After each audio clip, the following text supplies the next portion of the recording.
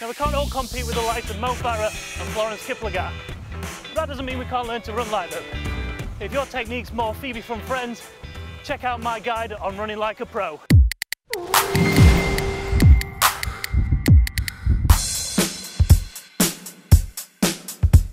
Never see a pro holding static stretches prior to a run. By using dynamic stretches, they take their muscles and joints through a full range of motion that gets the blood flowing and increases the temperature of those muscles, which will significantly reduce the risk of injury. Once your run's underway, good running form starts from the top. Keep your head up and let your eyes gaze on a focal point up ahead. This will naturally straighten you into correct alignment.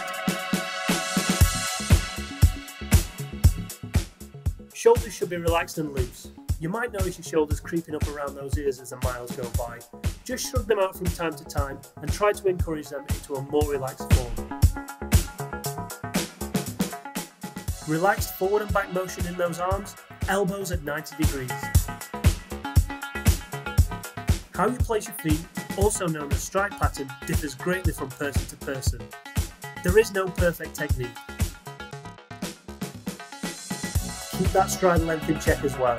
Your foot should be landing just under your flexed knee, not in front of it. By landing that foot in front of your knee, it's acting like a brake, subtly slowing you down, meaning you're wasting valuable energy. Breathing is an essential part of life, and no more so than when you're running. Your breathing technique could be the limiting factor between your progression and not. We could make a whole video on breathing, but in point, let's go for a 4-4 technique to start. That's where you breathe in 4 short breaths through the nose, and have 4 short breaths through the mouth on the way out.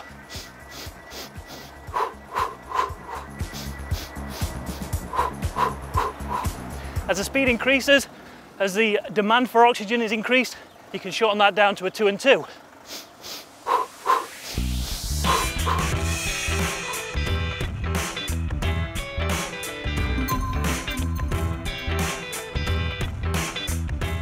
Now, I'm not talking about matching your Illuminous tights with your pink trainers here.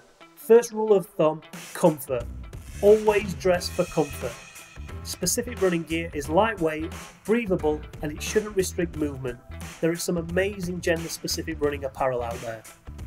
When it comes to trainers, there is a whole load of different footbeds you can buy, and it can get quite confusing. My advice would be to pop down to your local running shop and get a gait analysis. While you're trying on footwear, why not try on some running gear? Remember, we're pounding the streets, not the catwalk. Think substance over style, you won't go far wrong. So this is where he's living now. If you want to look as good as James Bond, click here for all our pro tips.